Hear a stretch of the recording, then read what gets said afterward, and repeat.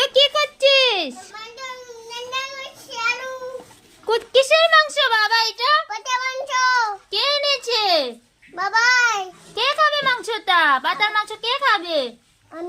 আকে সত্যি?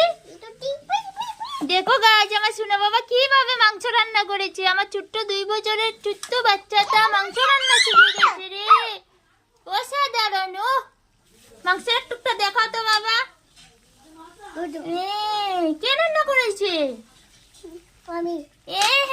রুদ্র রান্না করেছে। ইয়েস, অসাধারণ ভাবে সোনা বাবা রান্না করছে। সো কিউট সোনা।